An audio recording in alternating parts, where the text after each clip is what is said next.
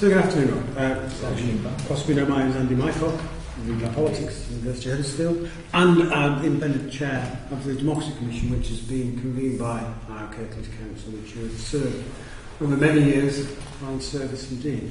The Democracy Commission has been convened rightly at a time when Britain's political makeup has been rather fundamentally changed by particularly the new referendum this summer and the repercussions of that, but also, I think in many senses, what's happening in terms of devolution in England, particularly the regional devolution agenda, and that focus on localism we've seen particularly over the last 5 or 6 years. And in many ways, Kirklees Council should be lauded because I think that they have been very proactive in asking these questions. These are questions which quite clearly are resonant both within elected representatives, but also within the wider citizenry, but also the fact that central government isn't asking these questions. And I think that is interesting in many senses, that there is a lack of sense of the interest in what is the implications of regional devolution for local government. And I think in many ways that is why you've been asked to come today to give evidence. I'm very grateful you're giving your time, and hopefully you'll find it a worthwhile occasion. I think it probably be appropriate for the rest of the councillors, as much as you well know them well, but for our audience possibly outside, them to introduce themselves. Hi, good afternoon and welcome, Robert. Councillor Eric Firth, Dewsbury East. Councillor Cathy Scott, Dewsbury East. Councillor Andrew Cooper, Newsham. Councillor Andrew Polframan, Bristol Workingshire. Councillor Fazila Fadia, Batley East. Well, to start with what we're going to talk about today, really, one of the areas that the Democracy Commission is looking at is the role of the council, and particularly the context of what the potential implications are going to be of regional devolution. It is an area that has been rarely looked at by central government, but is one which clearly and rightly raises questions about that change in role in terms of, as we see more combined authority arrangements being organised, and in that context Kirklees at some point has its future within a combined arrangement organised, whether that be a West Yorkshire or a Greater Yorkshire or something else which might not yet have been brought together. I wonder whether you'd like to say a few words about how do you see that role of the council changing in terms of the passing of power up from local authorities as well as the passing of power down from central government. If I can look at that in sort of two ways really. First of all, to perhaps look at some of the broader context as to where sort of devolution agenda came from. And it sort of got taken on by the parties in different forms. But from a local government perspective, at a national level, there was a sort of a grudging acceptance that for central government to have an effective relationship with local government, it had to be done in a practical way. And doing that with 364 principal authorities, as it has now, had proven over the last 50 years to be not that successful, which is why we have the most centralist government system in the Western world. So I think what the thought process that went from that is, well, if you had more combined authorities, we couldn't call it regional because of the issues with the attitude certain government ministers took to that view, but if you looked at a combined authorities come together through common aims to actually look at the strategic agenda for a set area, principally based around cities, but then that idea went forward, then actually you got something that was quite important that could actually deliver. And the areas that were keen to be sort of looked at in these of the areas of policy were economic and transportation, skills. All those three areas, which I think everyone will argue there needs to be sort of cooperation between different bodies to actually deliver them effectively. And if you look at the West Yorkshire example, I think everyone knows the stats with regard to transport funding. We have always fall foul of whoever's been actually setting their criteria and trying to transport funding. Manchester, other conurbations have been much more effective. I would argue it's because we've not had an effective West Yorkshire or West Yorkshire Plus body. So I think that's sort of some of the background. And actually, if you look at where that started, a lot of that was around the sort of city region agenda, which was started under Gordon Brown, and where you acknowledge that actually you've got West Yorkshire, but you've got an economic entity in the City of Leeds and those who contribute to that broader economy. And that's why you ended up with a strange body of 11 councils in the City of Leeds. So that's sort of where we want to. Given where that's come from over the last 10 years and where we are now, I would argue that members' roles have changed during that period, and they will need to change quite dramatically. I don't think there needs to be a huge amount of transfer of local government powers upwards, but there does need to be a different way of how they're administered locally. Because if you are going to win an argument with the public in terms of the need for some form of strategic governance which can actually deliver the issues in a way that hopefully will give us more benefit than we've received in the past, then you actually have to counterbalance with that with more devolution to communities in an identifiable unit. So the pre-problem Kirklees has had is, who the hell's heard of Kirklees? Unless you live here, it means nothing to anybody. It's an artificial body, like many local authorities, I have to say, but not unique. But what people do recognise is their communities. So we have to have a way that empowers our communities. And I think the crucial factor is the present structure we've got at the moment doesn't do that. I'll be honest, I don't care if it upsets you, but I'm embarrassed by how the area committees or district committees work at the moment, because they don't take decisions that affect people's lives, they're talking shops. And I think that's what's wrong. And there are good examples of how that could be changed, so they are important, they are given the powers to make decisions, because at the end of the day, our electorate elect us to sort things out for their communities, and I don't think the council as a whole empowers members to do that. Sorry, that was a bit long. No, it wasn't at all. It was very useful. It was very useful.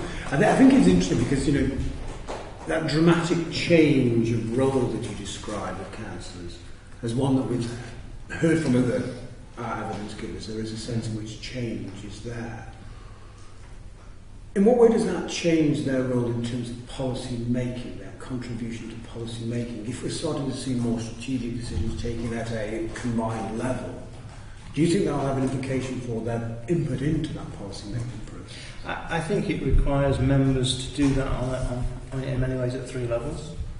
It should require them to do that on a local level for their community. So in terms of, if we had a proper devolved structure where budgets were passed onto those areas, they have to make some policy decisions about what the criteria is for how that money is spent. Do we cut the grass twice or 4 times a year, or we do something else, that sort of thing, and that would have to be in a proper policy framework. So that would require a local perspective.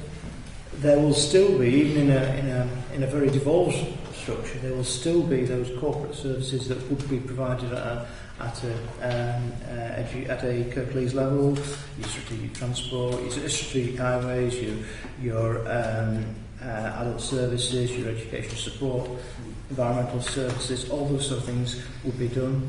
And I think that would require members to take that, like Kirklees view. And then on the strategic level, and a West Yorkshire or a West Yorkshire Plus, one of the better term for use of words, level, you'd then want them to actually look at how does this, how do we make policy that benefits the whole of West Yorkshire? And I think that's a complex agenda. And within that, members will be I believe, should be in the process at all those levels, be experienced enough to actually play a major role in commissioning the services that are delivered at the different levels. Interesting. Yes, okay. If, as you say, the residents feel a lack of identity with a larger unit now. And you know as well as anybody that residents in one part of Kirklees always said the money's spent in the other part of Kirklees. And it's difficult to persuade them otherwise. How are we going to be able to persuade the residents to buy into a regional idea when that problem will be magnified, because everything will be, whether it does or not, everything will be perceived to be going to Leeds or Bradford, and they will render the influence that their local council has as nothing. To start with, I think it's really important that devolution should not be about powers going upwards. The fundamental issues that affect people on the ground should actually stay with Kirklees. There is an argument to say that some transport, some business planning stuff could be better done at a West Yorkshire level. And I think that's fine, but I think once you've said that, then that's enough. I said that opens up a much bigger agenda at the regional level, because you've got a whole host of different government players who will engage at a regional level and actually engage not just with the right guidance from government, this is not just engage with goodwill, but actually engage with budgets if government encourages them to do so. And if you look at the different field, from Environment Agency to Highways Agency, or what it's called now, to many of the skills agencies that used to be such as complete government bangos. If you actually also look at the health service, I think we have an untapped opportunity. And strategic health planning, if it exists, certainly doesn't exist with any democratic mandate. And I think the opportunity through the regional structures and combined authorities to actually take that strategic planning or take some input, some democratic input to that, would actually give our people a voice in strategic health services that they've never had. I think if you look at some of the combined authorities like Manchester, they have shown an interest and are taking some of that strategic, are seeking to take some of that strategic health role. I won't put them further ahead than they are. In West Yorkshire, we have, or actually our leaders have chosen to not touch that agenda with a barge pole, which I think is a long-term mistake. Yeah, it's just a quick question, Robert. We seem to be going down the track of publicly organised, not publicly delivered. And how are we going to, how do you see the local councillors' role in buying into that to articulate for the people that haven't got a voice? Because there will be certain pockets within communities that won't have a say in what's happening. So how do you drive that? I think that's absolutely right, and that's why at the moment that voice is very silent in Kirklees, because I believe that councils are broadly marginalised. The power is with 9, the super 9, whether they're the right 9, who cares? It's with those 9, and they are effectively given the task impossible, which is to actually represent, get the whole of the borough of Kirklees and get the right decisions out of that. They are almost on a mission that will fail, because they can't represent all the views and communities within the borough, and that's why I believe that a district committee, a localised committee system that gives local members control of many services that affect their local communities. And when I say code, I'm not talking about tokenism. I'm saying, here's the budget, here's your budget, these are the services, get on and sort it how you think best. Whether that's a massive cake or a small cake, whatever the budget is, I think that's what we should do. And I think the problem is officers don't like that, because that takes the power away from them.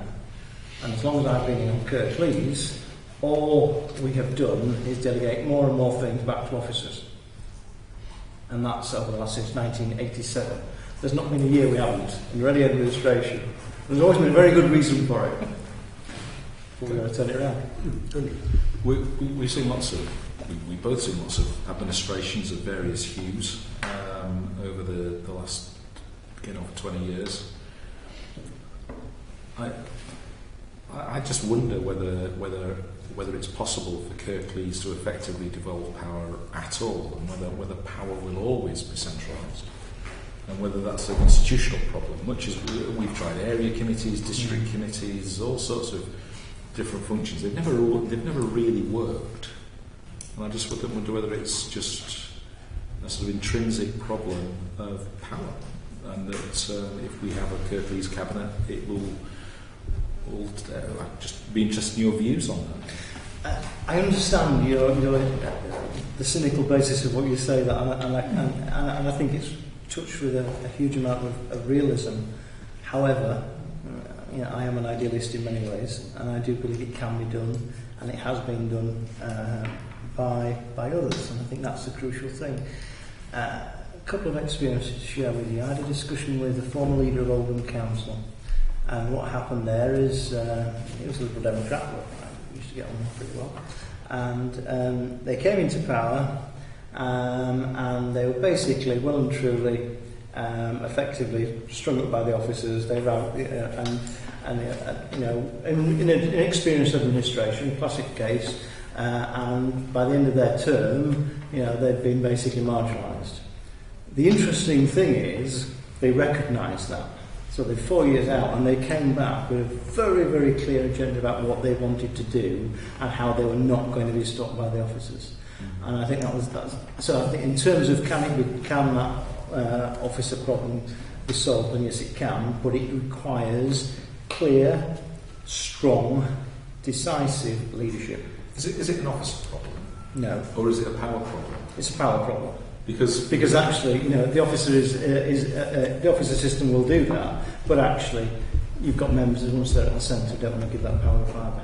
Yeah, and so it's not necessarily about officers a lot of the time. Sometimes it's about it's both in fairness. The other example, I think, which I think is a good example, is when Wiltshire Council chose to become unitary. They introduced, I think it's 10 area committees. And this was basically how they got their districts to buy into this. And I think that's probably the best example I know of a council that has actually given real budgets, real power to those committees. And I think many would look in now and say that the Wiltshire unitary process has been much more successful, both on a political level and an organisational level, than many of the others. Many of the others have been... whilst might be successful now, in their early years they were tarnished by bloodbaths, whichever party it was, because the district councillors carved up the county councillors and all sorts of issues, and that happened. And then there was whereas Wiltshire has been very successful in terms of what that's done, and I think it's because it's given power over local services to local communities and those committees. Having said that, I think there are lots of other models that could be looked at. One I saw last couple of weeks ago, which I thought was really interesting. I think it's East Ayrshire have produced just going through a change where they have decided to move from locally based area committees to basically what are the key issues based area committees. So they've divided their border up in a completely different way. So that actually when those committees and members come together, they can address the key issues because they're all dealing with the same stuff rather than trying to do everything, which is a different way of doing things. And I would be interested, not necessarily the model of Kirklees, but it's certainly one worth to actually look at in terms of what it's doing. You raised lots of issues, Robert, and I think I could be here for an hour. But on the last one, how do you devolve anything when you've got a lot to devolve? I've just been reading the latest message I got from our leadership. And over the next few years we're facing another 21% cut in our budgets. And in terms of austerity, it's bad enough as it is now, but there's another 21% cut. I don't know how we're going to do it, and you'll probably do it at this moment in time. But can I raise some other issues with you? About democratic deficits. When you've talked about, you started talking about the Combined Authority, as you all know, I'm Deputy Chair of the Transport Committee. But there's a lot of strategic issues up there because we have, you touched on working with government agencies, but one of the biggest agencies that we actually work with is ELEP, who actually control the purse strings at the Combined Authority, who are in charge of and responsible for the skills element of it.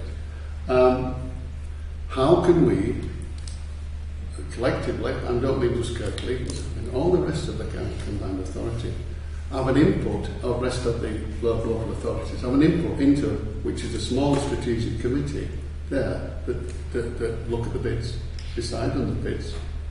I know it's like the cabinet meeting in many ways, due diligence is done for all the bids, but most members never have no oversight of what that is and how they reach those decisions. So you're looking really at the sort of question of governance and accountability. Yeah, so it's a very strategic issue that because of your, I suppose in West Yorkshire, how many councillors will there be? Say 300 or a number. How do they have input? I think that's a lot of issues there. Can I deal with the first one first and then come back to the bigger one governance? In terms of our budget, I mean, I think at the end of the day, you're right, we can have less money, and that is in everything we do. I don't think that should stop us, though, from actually devolving that to local committees, because I actually think that we can sometimes make better choices. If we have the power at a local level to commission, well, that's not about, as some members have said, it's about privatising services. No, it's not actually. It's just about, we might want something different, but we might do it in a different way. We might actually get certain things done in a more effective way. It might be that we use some local providers, it might be use some volunteer groups, but actually if that committee is there, it's better to do that and get more services delivered than less, which is what we're looking at now. And I think that is ultimately the best way, and we can actually make choices. I mean, the grass cutting debacle was one of our more embarrassing things, and that was a classic case, and actually what needed to be done was actually listen to local members and actually sit down and work with them, because they actually know the patches. And most members, when actually given a problem, will sit around the table, despite how it's portrayed, and actually try and thrash out a workable solution for their area. And I think that's what we're lacking in doing. In terms of the second part, and I think this is a question of where we are and where we want to, a question of where we are and where we want to be. Where we are now, I don't think is a particularly effective model. You effectively are giving the power in West Yorkshire to the leaders. I'll be straight. There's only of those leaders, there is only one leader who I think has taken the view that actually we can't all have our portfolios because our prime job is leading our councils. And therefore, if we are in charge of economic development or transport, as well as leading our councils, then you're a bit of a conflict and it's a bit of an impossible job, and there's two roles there. That, I have to say, I fully support that view. The leader is actually Dave Sheard, our leader, who's made that position very clear, but he's got very little support from the other West Yorkshire leaders. I believe we need a situation where the district voice can be heard as much as the strategic voice, and I think we've got that properly at the moment. We've looked at the different models. If you look at this, like the Greater Manchester model, which is what most combined authority models have been based on, which is a cabinet of leaders with a mayor, or with our mayor, it's going to be in some cases, but it's still a cabinet of leaders. You've got that situation. I actually favour the London model, where you have got independently appointed, or in London's case elected people from their own communities who can actually give that scrutiny and give that independent challenge. I think there's a model there, not necessarily just lifting the Mundell model. If we ended up with a mayor, I'd certainly like to see an assembly. It doesn't have to be a massive assembly, but an assembly which is representative of the constituent authorities that ideally would be elected. I think practically it would have to be appointed initially, but actually there's two functions that can form from those assembly members. One is the executive functions, and secondly it would be the scrutiny functions. And I think within that, how the districts play, I think will be a crucial model. But if you actually look at, in the main, how London works with the Mayor of London and the London authorities work, it's a very good model because they come together, they discuss. I'm glad it happened to you and not me. They come together and they've had some difficult times. In the first couple of terms of the mayor, it was you used to get a hell of a lot of rows going on. Now they don't. They actually do work together, whether the mayor is, and they actually have got a London agenda which they buy into. So I think it's doable, but I think we need a different model to what we've got now. We need a bit more imagination, drive, and let's get to a proper situation. Well, I think, as you're well aware of it, David did suggest that assembly. I think it may have fallen on deaf ears, but we'll have to see. It's something I support, and I know Conservative leaders support, and that's no secret in that, and David knows that as well. But I mean, there was a classic situation where there was another leader who I think actually liked doing his portfolio more than he'd been leader of the certain council. Well, I won't name him. Just want to move on because it is interesting you raise all these questions about models. And there are multiple models which are emerging. The architecture of English combined regional government is becoming increasingly complex and difficult for citizens to navigate. And with that, you talked about initially about the focus of both the Northern Powerhouse and of the Regional Devolution Programme, which has largely been on economic and infrastructure development. One of the things that has come out with our interactions with local citizens has been a sense of confusion, of a lack of real understanding about what are the central tenets of devolution and what are the impact for them in terms of their own lives as local citizens. And I just wonder whether you might want to say a few words about how it would be possible to overcome this sense of apprehension and misunderstanding about not only the aims and objectives of devolution, but also its manifestations. I mean, I think the first thing is keep it simple. It's not simple at the moment. I think that's a problem. We don't make it too complex. We don't actually give the information out so that residents can actually have a chance of understanding it all. Half the time we don't understand how it all works, so why should our residents? And I think at the end of the day, residents will have faith in their local councils, and all surveys show they trust local council, local government more than they do central government by about twice as much. So most of the surveys come out saying, recent surveys say, I trust my local council. 70% of people support that. I trust government, 30-odd% support that. That's the sort of thing. So actually that's a strength. So empowerment of the local member. They don't always get why do I have three? They don't get why they don't get a chance to elect the leader of Kirklees. They don't get why they think they've elected the Prime Minister, even though they haven't. But they do. They think. Do you think they're directly elected leader of local authorities? I'll just return the question. Good point, Robert. Well, they do. I'm just very interested because that actually has to go from other citizens. I mean, I think that's where the mayoral West Yorkshire mayoral position, to my mind, has got merit, because actually it would be someone who has to have that accountability to every resident. So is there a thing here whereby there's a danger that we don't decentralise power, but we re-centralise it? And that's the issue with the mayoral model. But I'm really pleased you mentioned, possibly doing a GLA, Greater London Assembly type, because that will be I think the price if we ever do get to a mayor, which is looking increasingly remote now. But what I'd like to ask you is, we're talking here. We're people who are interested in politics. We just are, and we're interested in the structures of it, and we can say, that's a bit more democratic than that. That deals with democratic deficit, and we're very much up here. We're unusual people in that. Most people, it passes them by on a day-to-day basis. So I'm just wondering what it would be, because I sort of look at things like different devolved structures within the council, district committees, area committees. What it would be which would help people reconnect with politics or reconnect with things about decision making, because I think that's where we've got to try and get with this debate. That's where we've got to get to. I think it's our bit as people in politics, and we rarely do it to make it simple and straightforward. We love to make it more complex. So I think that is the challenge.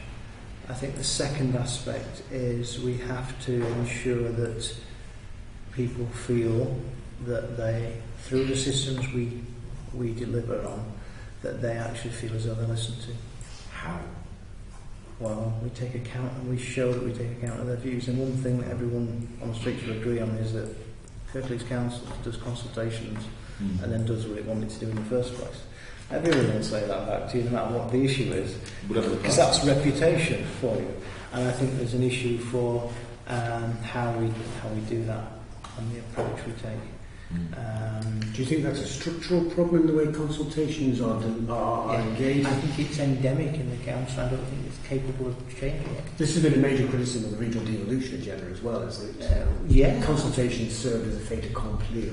Well, I think it's not just that. I think the public is so cynical about any consultation now, because they believe, rightly or wrongly, that there's not a range of options there. There's what they want to do, and so it's that lack of optionality then is the key issue. Yeah. It is, we have a debate about a particular issue, but it doesn't actually have a range of options in its deliberation. And I think that's a problem for councils as well, in terms of the way things are produced. I don't think, as members, the options are often aired enough, because there are always options, even if you don't like them. Some of them, there are always options.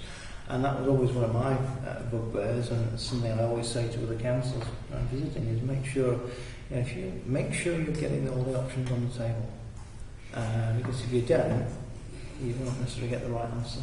It sort of comes to a core. I'll just finish this off, I can open to it. But it comes to the core about this tension between representative politics and participative politics, and what the citizen expects. And I just wonder whether you might want to say something about how do you manage those two often rather sort of tense relationships between elected representatives taking decisions on the mandate they were elected to, and also when do they need to consult, when do they need to go back to the electorate? Is there a mechanism you can see that can resolve that tension?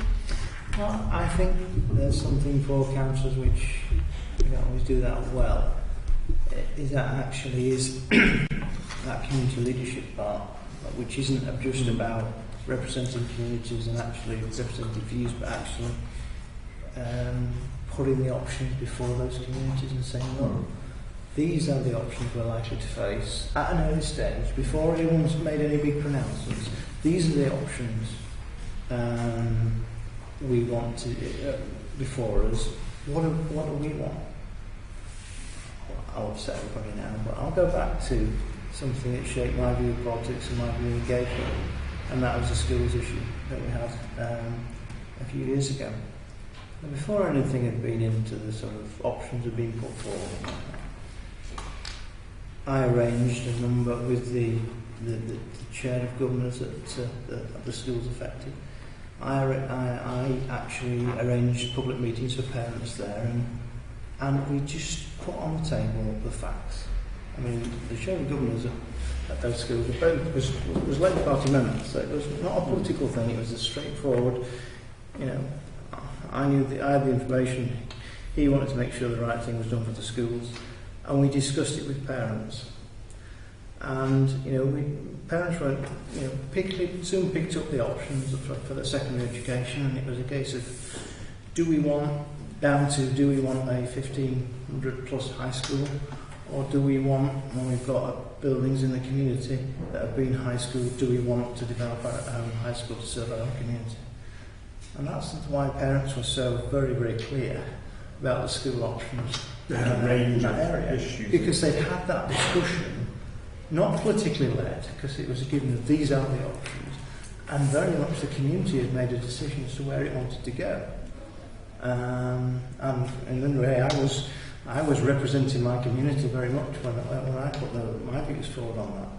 And that's why it was, and that to me is how you actually engage with communities. You actually get involved at an earlier stage. Don't give them a cooked dinner, actually give them, these are the issues, these are the dilemmas. You know, because the debate there was, do we want to get rid of the middle schools? Well, and I could stand up and say, look, I've fought for the last 20 years to keep middle schools, but you know, the door's open and they're going through it, they're not going to survive, so what are we going to do, guys? And I think that was why we were able to sort of come to a clear decision on what was best for our area. It may have been the best for your community, but what about the impact on communities around you? Should we leave it to the council? Well, at the end of the day, the voices, you know, why wasn't that done in the communities around us? And you know, the answer to that is with the members from there. But no, I mean about the impact on by doing what you did, the knock-on effect on communities around you. Well, the actual knock-on effect is not as now is not a negative one on the other communities. At that time. No, it wasn't. That's very interesting, but it's a slightly different point. Anyone else want to I just want to go back to a question, because I don't think we quite done this lack of knowledge within the general public, this professed lack of understanding about the aims, objectives and their manifestations of regional devolution. You know, we were talking about how we could identify that issue.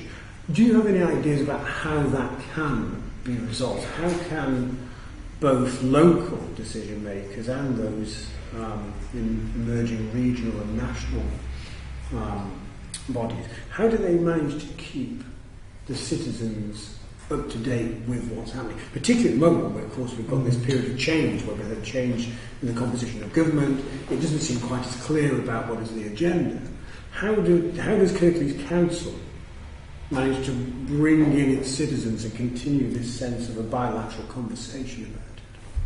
I think every organisation is struggling with, in the new world, how do we actually have that communicate with our customer base or our communities? And the short answer is there's no golden bullet or anything. It's a straightforward situation. Is everywhere. You know, you've got to use every mechanism. To some people, Facebook, electronic communications, Twitter is the only way they really understand. The only way they get their information. To others, they still read the Australian Examiner. Well, there is one somewhere. No, they do, and the Swimmer Guardian, or they use local radio, or they use TV, but it's very much more diverse. You can't just use one medium now like you used to be able to do, and I think that will continue to change. And I think you've got to very much be aware as a council that certain parts of the community, will only hear one thing. I was talking with the chief executive of Yorkshire Water a couple of weeks ago, and he was saying it was really interesting because they had a water incident in Thorne in Doncaster over the summer, and he said to me, we thought we'd get the communications out by electronic media, and they had this conversation with this guy in Thorne who said, he said, oh yeah, I know all about it, I've seen it all on Facebook and Twitter, so I know everything what we're supposed to be doing and all the issues. And he said, oh, that's fair enough. He said, but I still want the letter from you telling me about it officially. and I think that is a really important point there, that you can't, people do also want that sort of, sometimes the official letter as such. With devolution and development powers locally, do you think we'll have more of a turnaround in terms of getting things done, local policies being changed? In what way? Getting, what you say about education, perhaps doing it at a local level, but more decision making being effective than it is now as a regional level or anything else. Would it be more? Would you think that by giving it to the local people, would be giving it to the local heads or whatnot, would it actually make a difference? Yeah, I think it can. I do think that most decisions can be done probably better at local level. I think those big strategic decisions, it doesn't mean to say if you take it local level you can't have a strategic view. In some ways our system goes against us taking proper strategic decisions, you could argue. And I think actually sometimes that when members are put in a room and said, right, so this is a difficult one, and they will thrash through things in a proactive way.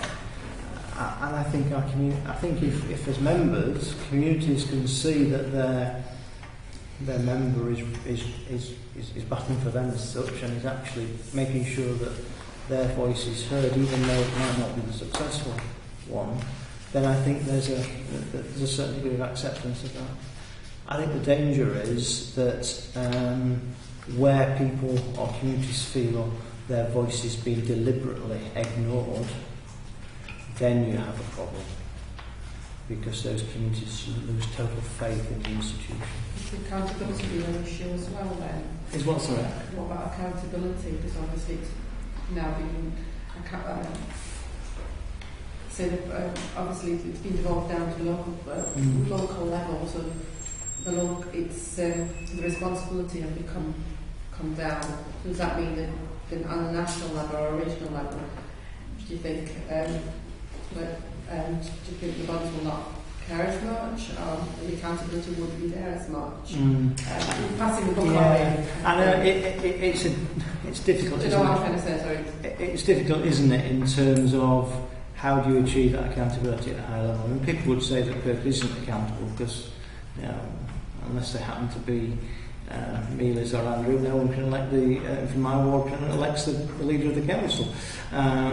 So on that level, it's we all have that, or 22 wards have that problem.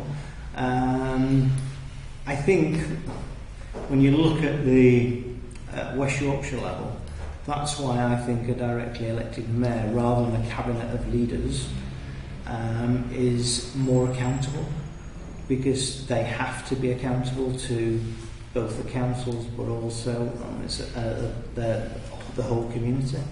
And I think it's a challenge, but I think that's, to my mind, would be the only way to do it. I think there's some good examples of how other councils do that, how they make themselves more approachable. I remember one leader I met said, I take my cabinet on a battle bus every weekend, and we go to a different community every weekend and do the high street, and I take off senior officers with me as well. And I'm not quite sure that was necessarily the way to do it, but I think it's I think there's all sorts of interesting ideas out there what can be done, but I think it will always be for a good council something they're always thinking about. Just looking at methods. Sorry. Oh, sorry. Okay. Oh, no. Sorry, Robert, I probably should have come in a bit earlier on this one. When we're looking at devolving down to local level, we take people on a journey and we've got all these fantastic ideas, but it's also based on skill set, the level of people, who's going to take up these roles within it, and there's implications behind that, impacts that will happen if they're not skilled up. And people in the community, I often think that they might be set up to fail. So what's your thoughts around that, about taking them on the journey? But also, you gave the example of BSF. You needed people with the right skills in order for that to go forward. So it's just your thoughts around that if it was successful, how did you make it a success? And people feeling included as well? And the council is going through a situation like every other council where it claws back from being the provider of all. Some would say dependency culture. Some would say you can't be mother to everybody. And I think, okay, if we accept that is the right direction of travel, and therefore, as a whole, we'd expect communities and people to be more responsible and be able to do more things for themselves in the future, that doesn't take away the support that's needed and the guidance, and sometimes it's actually just doing those things that are just so difficult for an organisation. There's a number of bodies involved in asset transfer, small, medium, large. I think I'm interested to work heavily in one, I've been. And it's probably going to be a trailblazer in terms of what we're doing, because it's a unique in the field. But the problem we've got has been so many difficult things, liability insurances and things like that. Those things actually, which can be really bog an organisation down.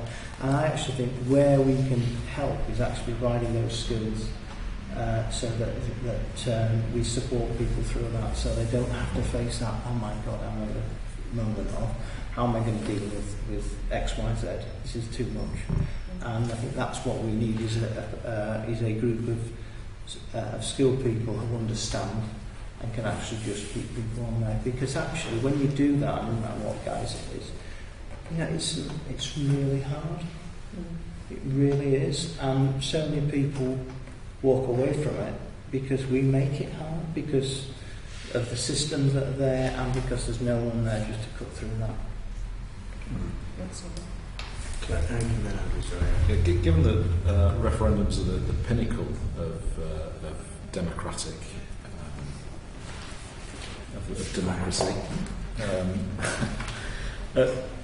when we've had referendums about elected mayors, for districts as opposed to the combined authority, the electorate have turned around and every time they've been asked the question have said, no, we don't want them.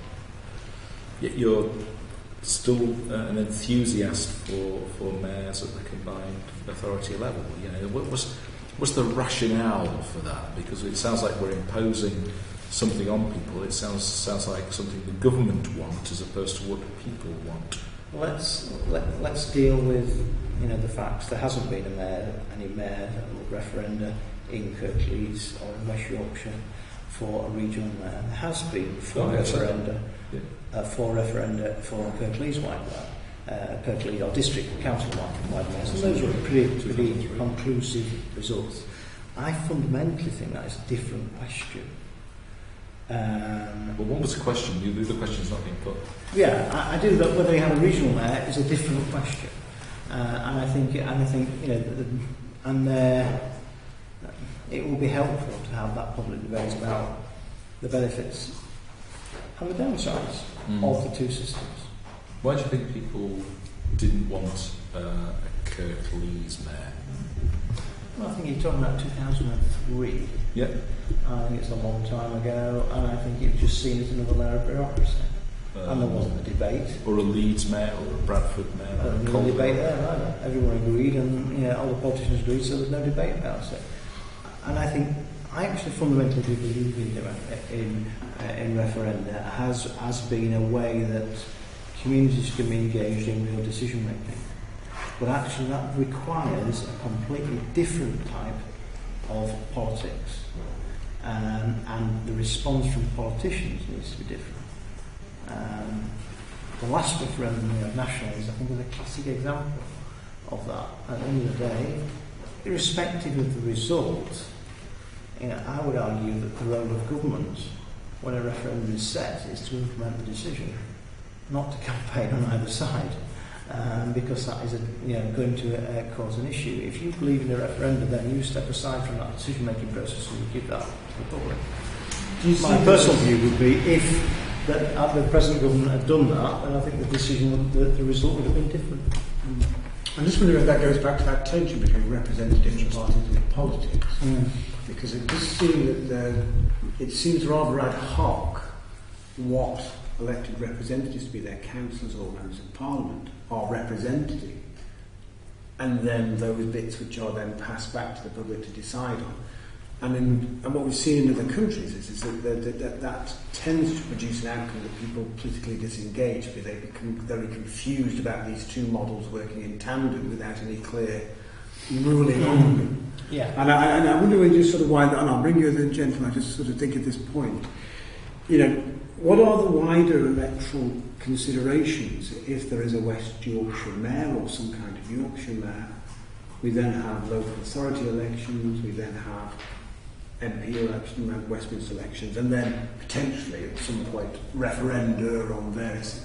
Do you think there's a potential there to wear the electorate out, to confuse them? How do they understand? If you've already described a very chaotic decision. I think, let's look at the German model, which we actually instigated, German local government.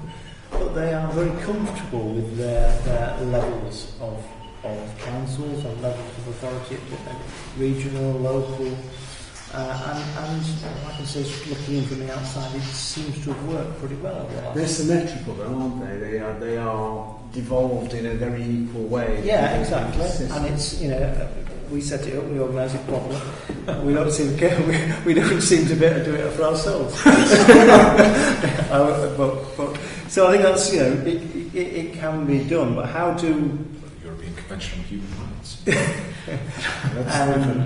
Sorry, what was it? Well, I'm just wondering about, because if one of the problems for local authorities has been poor turnout for local elections, running about a third, which contradicts the levels of trust in local officials, which is much higher than Westminster. To what extent do you think that regional devolution will enhance the local democracy process and turnout and engagement? And what extent do you think that possibly having a directly elected mayor at whatever level might actually detract from that local engagement? I mean, don't diss the local authority turnouts when you think that national government turnouts are only getting 70%. I'm certainly not, but I'm just saying in comparison. Put that into context, I think there is a general scepticism of what difference does it make. I think that's unfortunately grown over the last 30 years. I actually think the way we receive our news in terms of the media has unfortunately shaped that. I was talking with an old friend of mine about the recent Euro referendum, and I said to him, so what was different in 75? He said, what was different was both sides went around the country putting the arguments, and there was real debates and there was real discussion, and we got real information, not just a set of sound bites, and everyone tried to outcome the other with an immediate hit. And I think that is, to me, a really important thing that's lacking. That's why so many people are disengaged with our politics. It's because no one will sit down and have that sort of discussion anymore. And we haven't got the medium for that to happen, which I think is the biggest problem. Because, you had a classic look at your newspapers, and it's all about headlines. I've read so many newspaper headlines, but I then read the article and thought, so what the hell was that headline about then? Both local and national. I'm sure we've all done it. Because, that's one of the dangers we've got. I think the other problem we've got with how we develop local government is what role is the MP in all this? And if we want to be brutal about our members of Parliament, there are 650 now, even 600 after they've done a dramatic cull of numbers, and 100 of them are involved in the government. That's 500 of them, or 550 of them, basically not making any decisions, and that is a problem. I'm recognised ironically by Gordon Brown when he set up the regional committees. They didn't last very long because he was desperate to get them out of his way. Let's be honest about it. He wanted to give them something to do, and I think the issue is, for our members of Parliament, how do they play into this? And I think that's the danger. That's why some of them have seen the idea of an electoral mayor as being rather attractive. I was going to say, I mean, it seems to be the case in mind. But I wonder whether there is a problem there with you think that the central government has not coordinated the reorganisation of Westminster parliamentary representation and regional devolution. Do you think that they are lacking a certain synchronisation? I don't think government can coordinate Westminster representation because what it can do is ask for reduced numbers. It can't actually sort of... I mean, in terms of the objectives, they don't seem to be... No, I think one of the problems we've got with the present devolution system is government set out with the genuine, I believe, objective of saying, look, come on some ideas as to how it can work in your area. And then once they realise the divergence of those different plans and ideas that came forward, then they realise how difficult it was, and that causes many more problems than almost imposing a system. I think the situation where you then saw the sort of civil service sort of pushing ministers back in terms of what was being offered and the deals being made, I think was quite clear, as they wanted a little bit more consistency across the country. There's possibly a less clear range of objectives. I think the danger is, unless you have a framework that's clear, then you inevitably have structures that end up all over the place. I mean, classic, you've got Sheffield City region, which is all South Yorkshire. If you ended up with a Yorkshire and North Yorkshire, what the hell do you do with Humberside? Oops, I can't call it Humberside. East Riding and and it becomes a situation, and that situation happened with the Leps, where you had certain, everybody got sorted. Then you were a few areas trying to sort out. I think East Lancashire was their classic one. Mm-hmm. They wouldn't agree with the Lancashire one, so what do? They aren't big enough, and that sort of situation. Unfortunately, at the end of the day, you do need to have some form of plan. And at the end of the day, I think you have to, at times, be prepared to force it as a government. So you had a situation where in Hampshire Isle of Wight, Portsmouth and Southampton, they were trying to do a combined authority. Eminently sensible, size, what they were doing, agenda, all worked, and the county suddenly realised they weren't going to be, Hampshire County weren't going to be kingpins, and there were others had views, then it all went to pot. Now this wasn't about politics, this was just about personalities, and what Andrew said earlier, which is the biggest problem, power. And I think people don't like losing it. It's interesting that some of our commissions are going to Bassetlaw to actually talk to them to see what the Derby view on the well, that'll be interesting, because the Derbyshire North Notts situation is one of those where it's been very, very tense with some wanting to be part of the city region in Sheffield City region, some not. Well, I keep wanting to join Manchester, so really, yeah. As a Derbyshire lad, I'm seeing my county balkanised. Just touching on these combined authorities and the morality in other regions, we're all well aware that in the North East that was collapsed. Yeah. We're all well aware that South Yorkshire are now making noises, saying that's not a done deal yet. I know you're seeing Steve Houghton a bit later, so that'll be interesting. Well, it's all well publicised. We're still in the state of flux. We don't know where to go with it. And just taking it one step further, we talked about if we did have an elected mayor, in the danger of depending which party you're from, it could be a politician, or it could well be a celebrity that hasn't got a clue. Which would you prefer? Politician that hasn't got a clue, or a celebrity that's got a clue? But you know where I'm coming from. A few years ago, we could have been in the unenviable situation of electing Jimmy Savile. And he probably would have got the job. So let's move on. Yes, but he wouldn't. I mean, that's the dilemma with democracy, and it's really important for us as politicians to try and make sure our democracy is richer. And I think, because at the end of the day, dare I say, undesirable celebrities can get elected under party labels as well. But then you get independents like George Ferguson, who made a good fist of it in Bristol. He did a good job. There are independents here and there who do pretty well. So then you get those who don't. So party labels. Doncaster. Well, yeah, exactly. I mean, the party labels don't necessarily. I mean, they always said to me that if, the danger in Birmingham was what Harvey Jones would end up as being. If he studied was an independent, he would end up as he'd get there at the mayoral election. That was for both parties. Always been nodding hold of it. Well, yeah, I find my life interesting. Bearing your age, how qualified were you to be a councillor when you first got elected? You moment. Your age. Bearing in mind how old you were when you first got elected, how qualified were you to be an elected councillor? I don't think my qualification had anything to do with my age. And I don't think any age is a qualification restriction or should be. And I think I was no different to the vast majority of other councillors who were elected for the first time. And they were all very green and learning. How can we make it easier for the age profile of councillors to be reduced. No, I don't think we have. Sorry? I don't think we have made any. How can we? How can we? I think give those councils the proper support. There is. I think there's been a battle on reductions, and the members feel members have got to take their share of those reductions. But actually, good governance costs and is important, and good governance actually saves the public purse.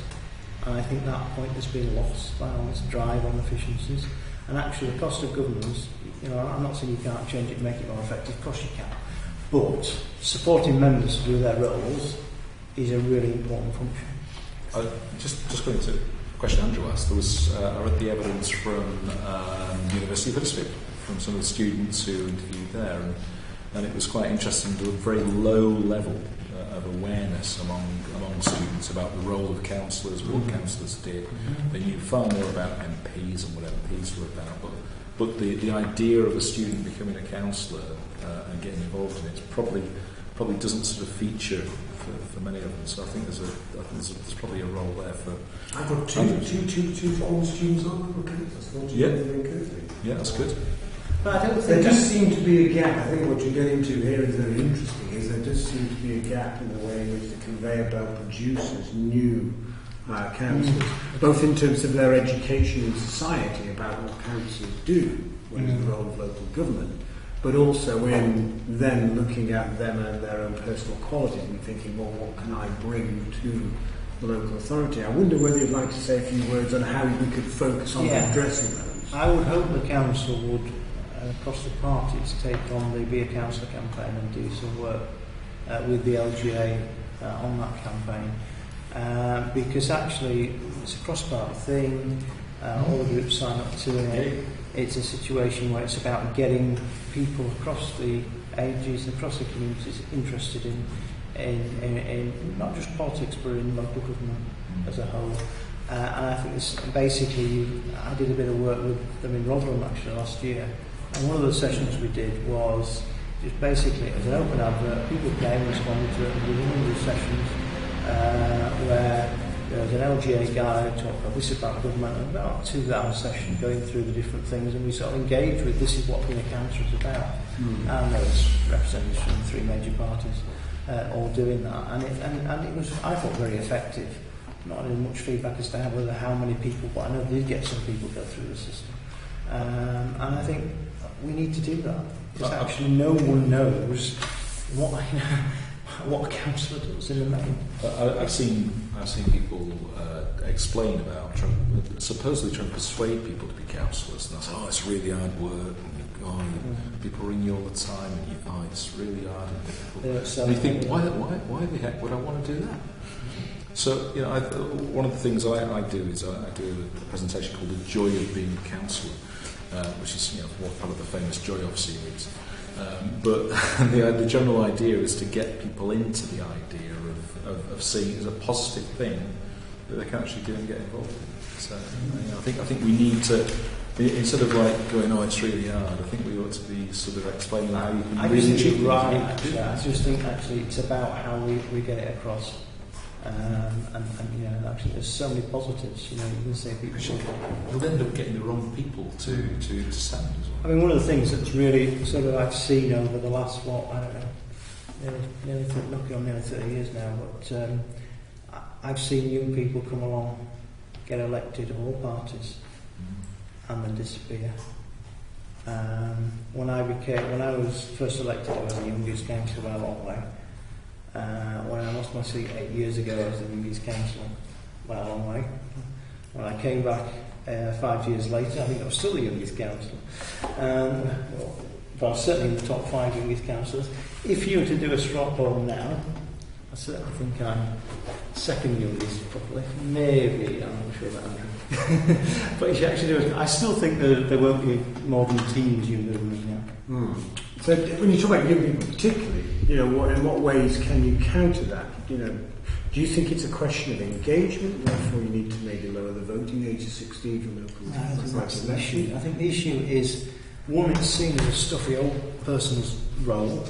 They don't understand what the role is. They don't understand the opportunities that creates. And at the end of the day, if you want a career in the future, there are too many examples where people have come in and found that's, it just doesn't work. Because the demands of the councillors for the reward you receive are such that unless you can have a flexible working pattern, then right, yeah, so it limits some people from being able to. Just on that line though, Robert, you look at our benches, we've been quite successful in attracting quite a number of new and younger councillors. And only in the last election we had a sixth former from Higginwike standing for election. So there is hope. Yeah, I think it's how we actually ensure that continues. I mean, at the end of the day, I have to say though, if a young person come to me and said, I want to be a councillor, I would always say to them, well, make sure you get your career paths sort of settled first. Don't jeopardise your future. And I know that because I've had a very conversation with my son, managed to persuade him that farming's not a good idea, but he still thinks it's a good idea to be a councillor.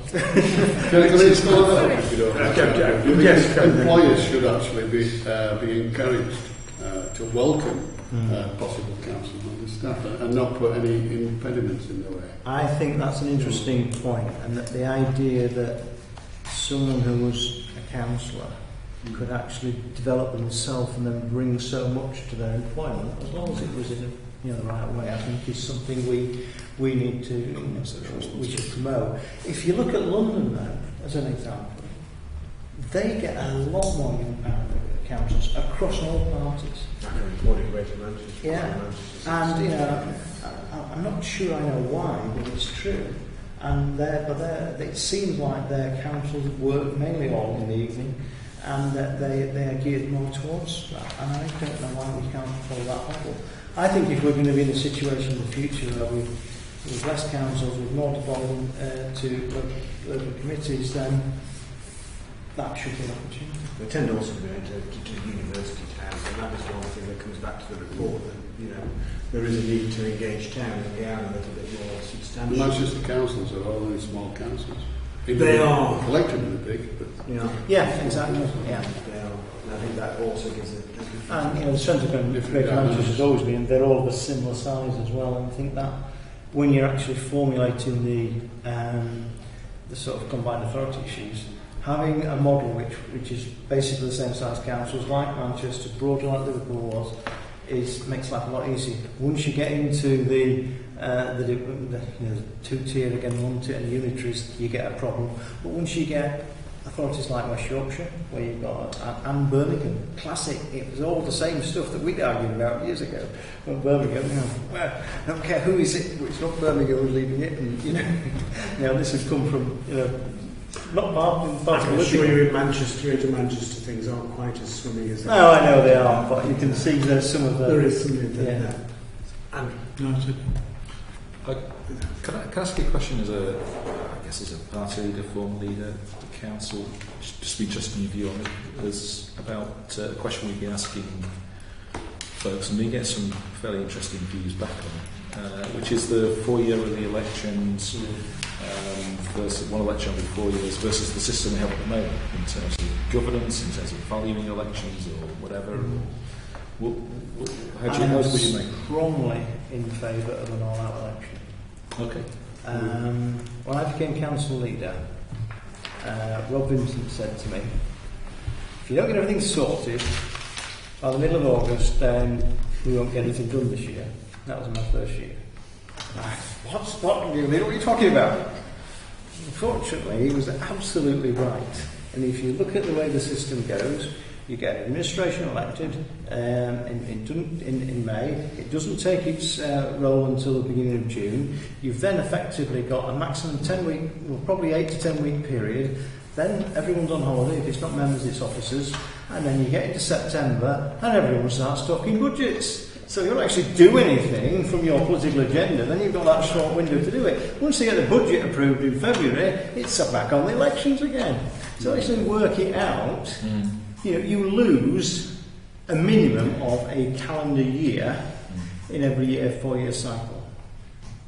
Now that's bonkers, isn't it? Completely bonkers. The argument was it keeps the council in touch with the public. Well, not rubbish. It doesn't actually. It keeps them away from doing the job. Where you've got a 4-year term, you get the election result, good or bad, and then you get on with it in your different roles.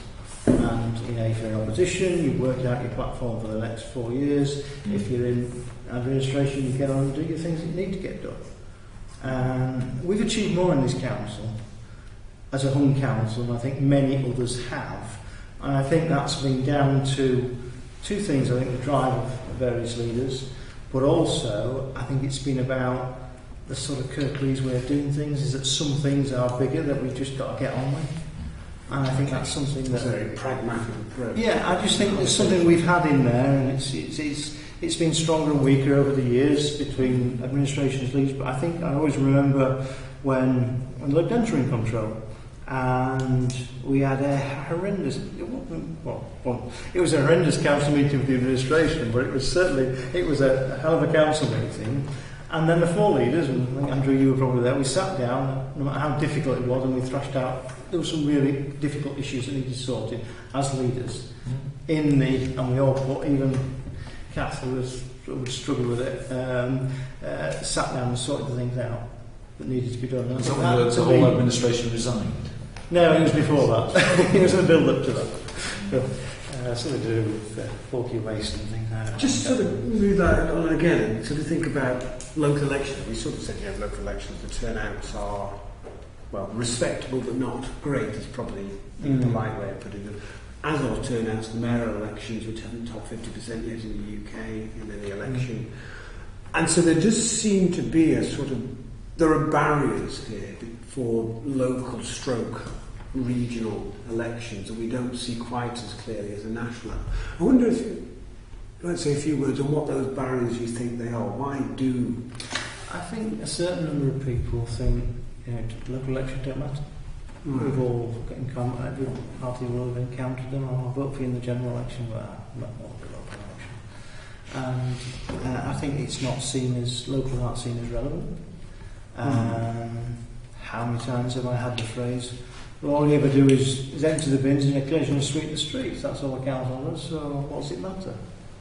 But you know that's not true. I know it's not true, but it doesn't stop people thinking it and saying it. And I think that's the issue we've got to get over. Making it more relevant. Making it more relevant as well, yeah. And I think that probably brings the media in possibly as well. And I think do you think the local media does a good job of getting that engagement? No, they don't. The local media doesn't provide very little engagement for our communities now, which I think is a problem. If you look at how it used to be when I was elected, there were even the social services subcommittee, which was the first thing I ever attended, was attended by at least one reporter, if not two. So there was that engagement, and there would be a Huddersfield Examiner reporter, there would be probably a reporter and possibly even the Yorkshire Post reporter would be at most major committees. Now, when you see a reporter at the committee, something's gone wrong. They've probably lost or something. So the reporter, they don't work in the borough. Most of them have been in Leeds for the last God knows how many years. I don't think you missed the point slightly, Andrew, because initially when you asked the first question about how we were trusted, and I think we do actually quite well in local elections, about 40% each. So I think that's a real good turnout compared to lots of other authorities. But I think, Andrew, we're trying to compare, say, the PCC elections with local elections. Yeah. What do you think about that? Well, I don't think you can compare, because actually one of the things, the PCC, I don't think that it engaged the public. And I think that's why... They did better the second time around. They did better the second time, that's because of the local election. Yeah, at the end of the day, November elections are never anything else but a nightmare, but a November election on something people haven't even heard of. And one of the problems, I think, with the mayoral systems and with the PCC elections is government has failed in its democratic role in that they haven't actually given candidates free delivery. And actually for those bigger elections, I think it's really important. If it's good enough for a European Parliament, if it's good enough for a Westminster Parliament, it should be good enough for for elected mayor or even a police commissioner if we keep them. You know, I'd rather see them roll into elected mayors personally, but to me that's the way. And that's you know how many times I'm sure you all have the same thing. Well, I didn't know election, who the hell were candidates? Any of them, for the last police commissioner election. We all have that. Well, to be fair, we knew, didn't we? Because we had... Well, we knew, yeah. But how many times did we get that on the doorstep? Yeah. Level of spoiled ballot papers was a big indicator. Yeah. And the confusion at the polling stations. People, what's he on the minutes for? Yeah, I actually think, in terms of his role, I think Mark Burns-Williamson does quite a reasonable job in terms of getting himself known. But no one knows it. It's fair enough. So in terms of that, one of the things that has come up as a suggestion from my engagement with various stakeholders, local citizens, is some kind of education programme in local schools about local government. Something that just either supplements citizenship education that exists. Would you support such an idea? I would, yes. I think there's a lot of opportunities for us to basically share the principles of governance. I'm sure different members have done things in schools over the years, certainly I have. And I've always found it actually, one, rewarding, but actually that the kids have always found it. And I help them. And I think that's really important. And not just, something actually, it should be a regular thing.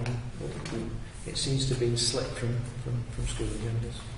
I've got to say, as someone that goes around all the schools, that actually Kirklees councillors do make a remarkable effort to engage with young people. I don't think it's quite systemic. I think that's the issue. I don't think it quite provides a universal thing. But I think as does the mayor, it is subjugated. I've always been. I can compare with that part of the country. I can also say that my first insight into a council role or political role was as a what was it? Must be 10-year-old.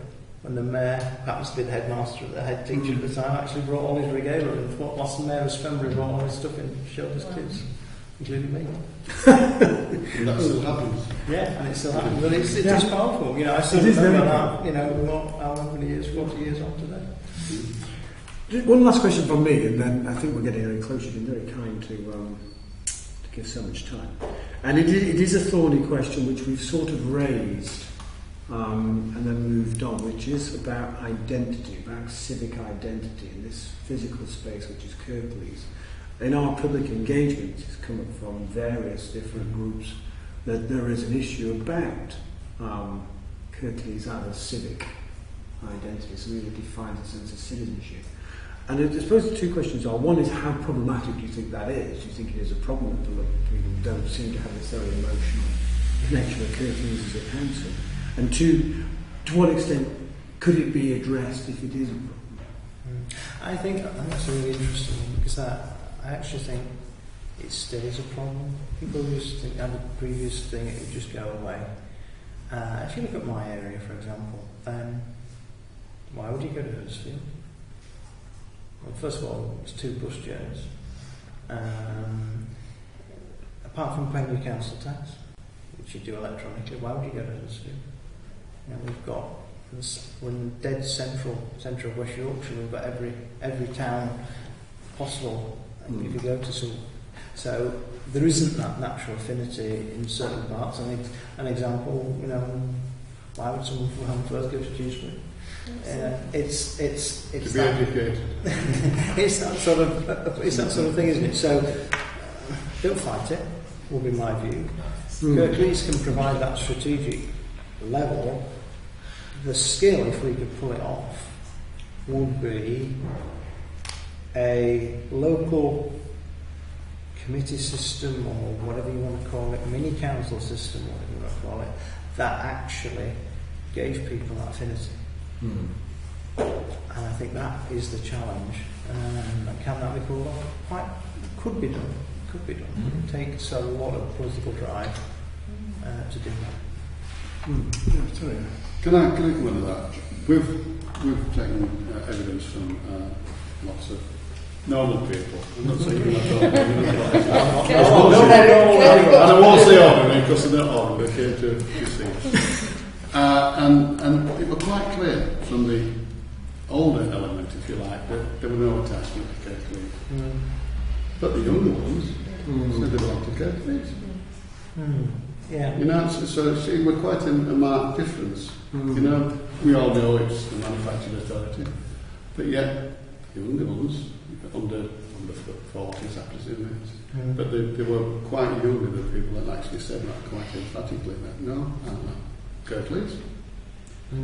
But when I don't know about anybody else, but when I go down to London and say, "Oh, from Kirklees," sometimes they say, "Where in Scotland is Kirklees?" No, we've all had that. We've all had that. But I think that there never will be. I mean, Kirklees isn't a place.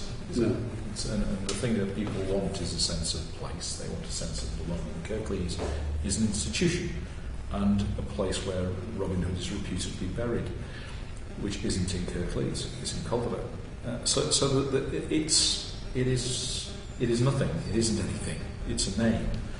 It's not a place. People have their identity through a sense of place, and so that's where we have the opportunity. If we can link those two things up, we can link the institution with the place, then we've got a chance. If we don't, here we are. We'll never get away from it if we don't make a big decision. And I think that's the key is how do we make sure that we do both? How do we link into those historic towns that actually let people, because people don't they don't say I come from Kirklees. They'll say I come from Huddersfield or I come from. But can I follow that up? If you're living just right across the road, Hunslet. If I live in Hunslet, I don't put Hunslet, and I put Hunslet Leeds. Absolutely. And why can't we put Burstall Kirklees? Because it's not and teaching me it's not a place. It's not a place. That's the problem. Having said that, I mean, I think the more we do things, Kirklees in the local government world is pretty well known. And it's because we've been, in the main, over the 40 odd years, been an outfacing council who's gone out to do things. That's true. When I travel around the local government world a fair bit, and I less and less have to explain all that. And I think that's because someone's heard of us in a good way. In a good way, even in Scotland. Well, it's the beginning of the term, and I should put on a slightly more learned hat, but if you read Benedict Anderson's famous book about imagined communities, he says that all communities are invented, all identities, towns, names. The only thing that changes them is history.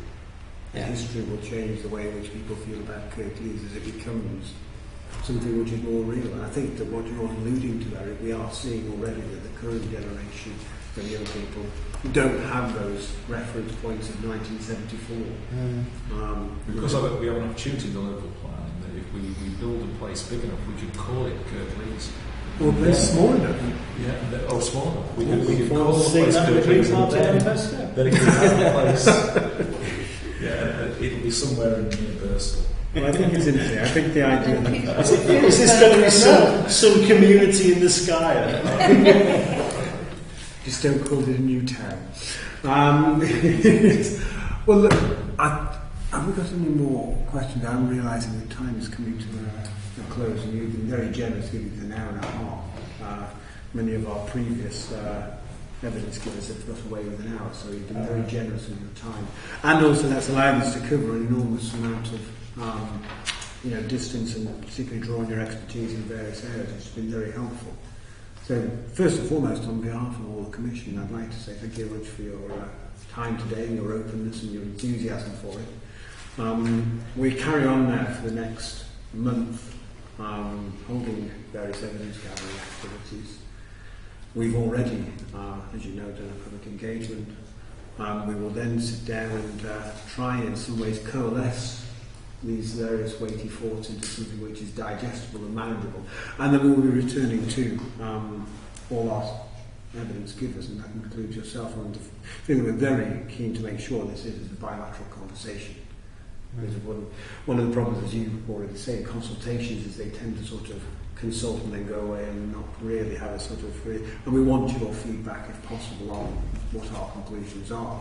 Before they will then be served forward to the council in December. So hopefully, you'll feel like you have an investment in this, both as participant in this process, but also obviously in your party political and more formal role as well. But for the moment, thank you very much, Robert. Thank you. It's a pleasure. And, can I just confess now, before it's too late?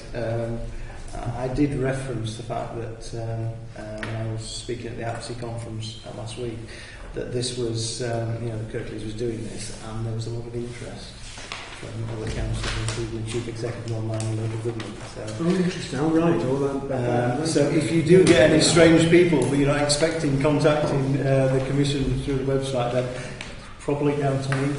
That's very kind. No, that's very kind. It depends how strange we are.